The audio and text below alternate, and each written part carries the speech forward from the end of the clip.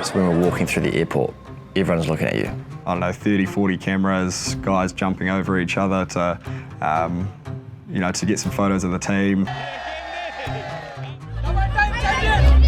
I love All Blacks! I love All Blacks! All I could see was camera flashes. I've never experienced something like that before. On the bus, police escort, we're like, what is happening here? What is the DNA of an original team? And I watched today and I thought, hell, it's good to be a Kiwi. Like, I know we've been told it's big, but now we're seeing it. That's really, really massive. Remember Anna's messages. If this gets overwhelming for you, we can go back in. Come on!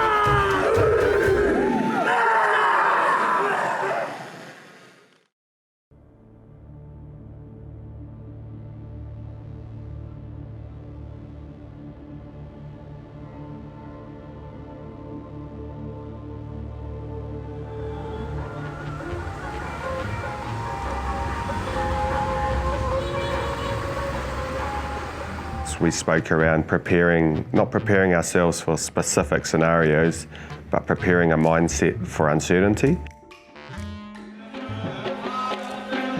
We had a lot of meetings leading up to this trip on like teams and that sort of thing, and they're talking about what we could expect and what we couldn't expect. Yet through security, anyone who's through security is being interviewed by anyone who's got a mic and a camera. Further than that, we talked about how myself and Josh were being interviewed by 30 cameras straight off the bat. The moment we walked out, there was a welcoming party there. They had lots of these dancers, loud music. It's a massive change going from your day job for myself at ASB and a commercial banking team into this environment. But it's a finite period for us. It's not going to happen. We're not going to have the media scrum when we go back into Auckland Airport. So, yeah, again, we're lapping it up. We have such a diverse range of day-to-day jobs and skill sets outside of rugby. I'm a financial advisor. Lewis, Scotland, is a farmer. Simon, he's a chicken farmer. Perd's engineer. Lady is in the bank. Pete is the policeman. This was, I suppose, a bit different than other teams because the selectors chose the team before we were selected as coaches. So, but definitely from a selection point of view, they were looking at character. They wanted people that, bleed for the 85s, like they love the 85 culture, great representatives through there, good rugby players, good men, and I think they've done a great job. I didn't want to undervalue this moment. It's an important moment. That's why I've just asked for everyone to sit in this circle. When you got Graham Henry and Kevin Mealamu there, people that, our country's looked up to and really celebrated with their successes. I really like what Kevin did about bringing our team into the circle. And no different to the way this looks like on the rugby field is the people that sits in behind you.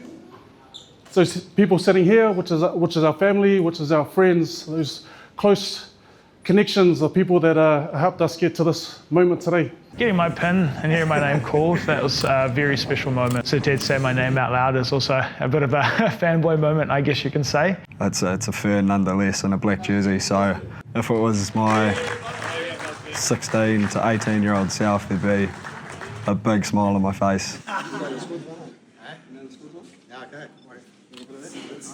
By just knowing that we're now part of something a bit bigger than ourselves, and we're part of the New Zealand rugby family now, which for a lot of these players, that was a dream that might not have been there, or the dream would have been there as a kid, but then as an adult, you're like, oh, that probably won't happen. So yeah.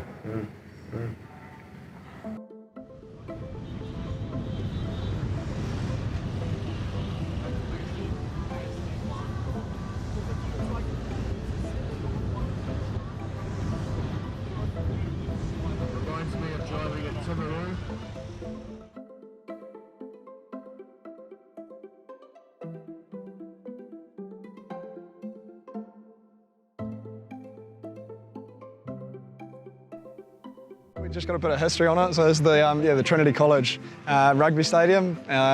Turns out the guy who's brought us out here today, he played outside centre for them a few years ago, but it's warm out here, so I think we're going to have to stay hydrated, During the training, like the boys train well, but I love the respect that the school kids that were there, they sat for like an hour 30 in silence watching our training. And it was just to get them on the field, then to have the kicking competition at the end, for their guy to win that.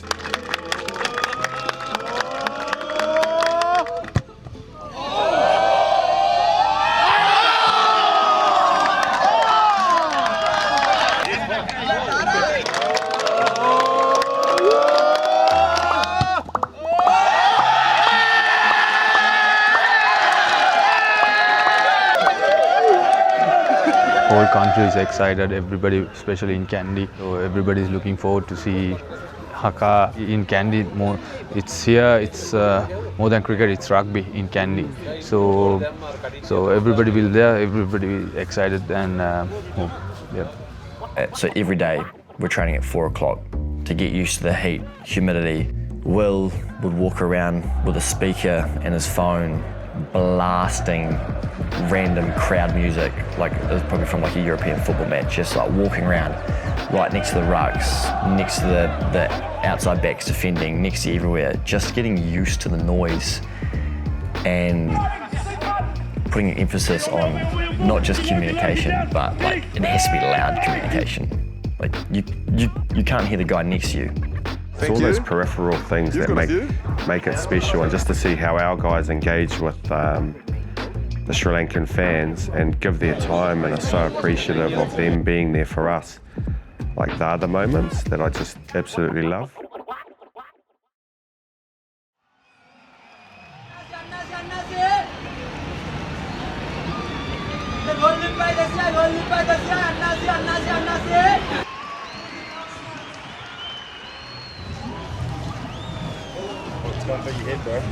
Oh, mixed emotions, bit of excitement, quite a bit of nerves. Never seen this amount of people at a rugby game before in my life. Definitely not played in front of anyway.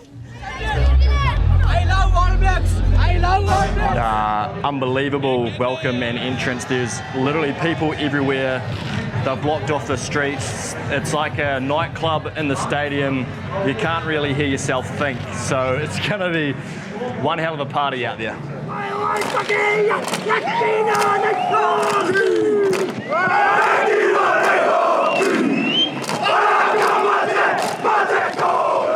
Have I ever thought about it, leading the haka? Yes. Did I think it would ever happen? No.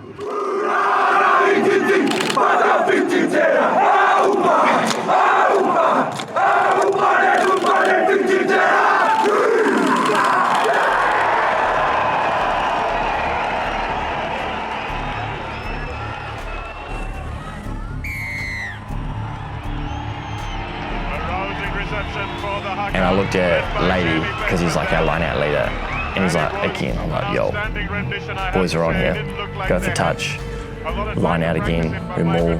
I think they take it down, and I see they only have like one number blind, so I shoot to the left wing blind, and I'm calling, I'm like, yo, Jax, razor. They send one more defender, but Nimmo's inside, Pussy's middle, I'm outside. He's thrown this mean face ball across Nimmo straight to Pussy, who's gone between two defenders, essentially untouched, dotted down. As the 5 minutes into the game, thought, here to play, like, it's good footy. The next step was just the mindset of the boys to see space and hit space. So we've spoken around read and react, and that was a perfect example of just doing that. And then I was like, okay. I think JP had a really good conversion. I was like, okay, back again, next job. So yeah, I know I was pretty in the game, so I didn't get too up or down about it. I was just like, yeah, okay, 7-0. Where are we getting our next points? How do we hold them out? Ball out, and it's beautifully run onto by Morrison. And here he is in for the corner. For the break, nice enough that time by Francis Morrison. Finds the back of the handoff, Lawrence for the corner, completely. You feel that, oh, Darren Burton, three others, trying to reach. It will be Shepherd, but in the end, oh, Eamon Riley, and that's a lovely offload as well. Francis Harrison moves it away to Pascal Ziada. Oh, that's a beautiful ball. What a line. What a line from Francis Harrison. Now the future is yours. Go.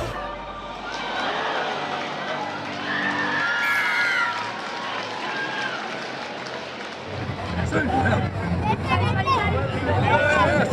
you're fucked, you need to go in there, and I just want you to actually just sort yourselves out, and it's about that first. There'll be other guys that step up. Our non-playing squad, we can do that. After the game, we got in a circle because you could see the crowd come onto the field, and it was like old school New Zealand games on steroids, like it was massive. But we'll talk later around the game and everything, but let's just embrace this and stay pretty close to here. Remember Anna's messages, if this gets overwhelming for you, we can go back in, okay? You've got 3 arms on you and you don't know where to look because everyone's trying to get a selfie. We thought we were close to the tunnel, and then we got comms to head back in, and we turned around and we're probably on the 40 metre halfway across the field and still getting surrounded. So it was tough getting back into the changing room. Like, it was an awesome moment, but it was also time for us to just get back into the changing room and celebrate as well, because it was really hard to celebrate with fans with the amount of people that were there.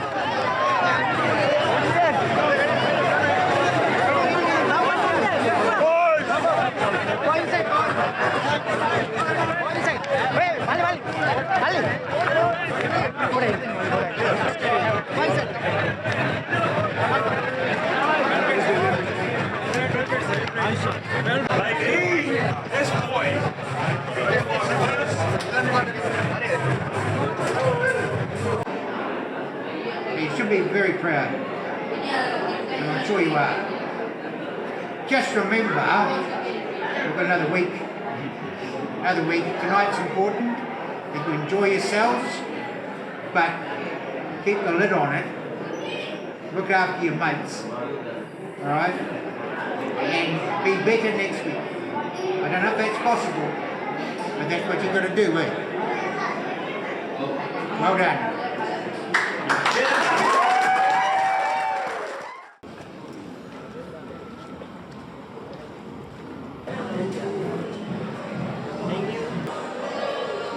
Well, it's nice to meet you guys. Thank you, bro.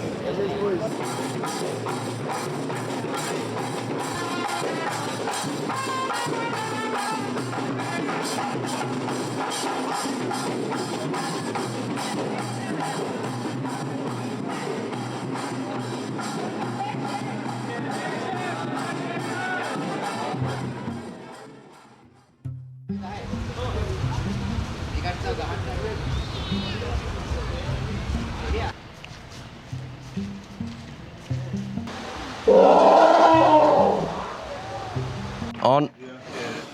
Holy. Can it sit? Yeah. Does it do tricks? Straight in the mouth. Whoop. Whoop. Holy. Oh, listen to the noises. It's a bit of a slosh fest in there. Oh yeah, can it catch? No. Get in there. Get it in there. Oh, I dropped it. I got it in my hand. Okay. Hut. Out. Yes. How to train your elephant.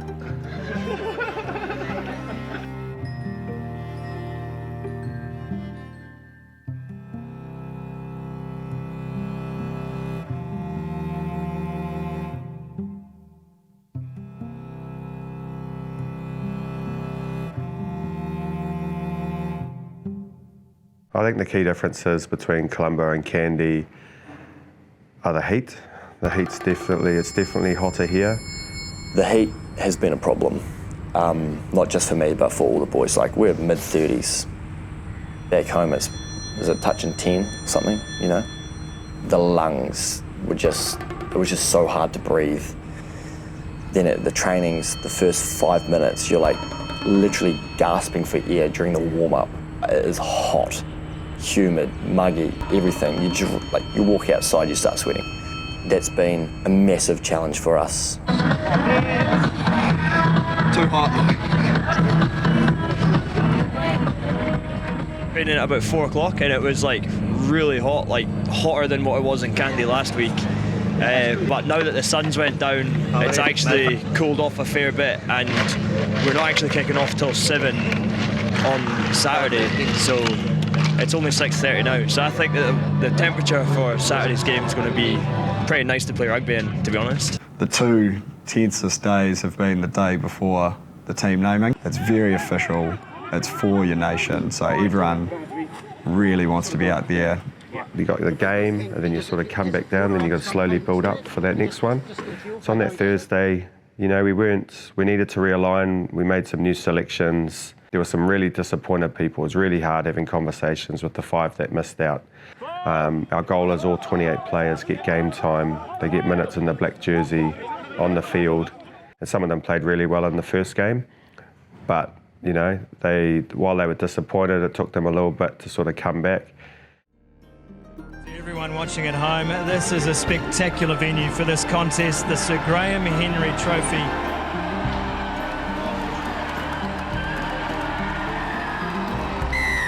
Oh, that is a wonderful piece of play from New Zealand. Percival finishes the job. He started it as well.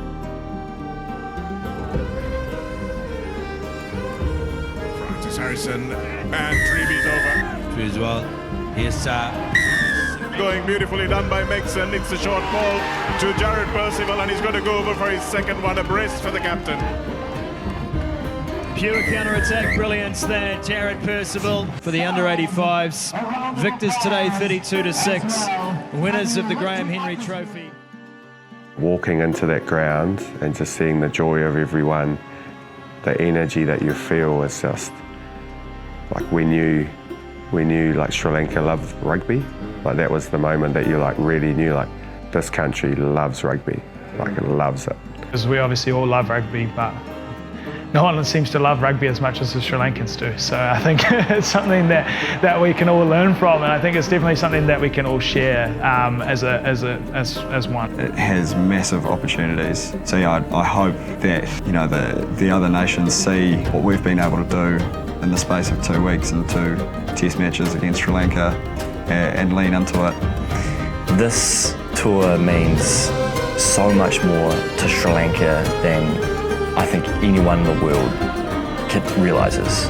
The love they have for the game, the passion, they are so passionate for the game. Sri Lankan fans are awesome. They love their own team, but they love New Zealand just as much. The respect they have for us, for the jersey, for New Zealand, for the All Blacks. We're playing for our communities, we're playing for our friends and family, and we're playing for the opportunity to play for the Fern and put on a black jersey.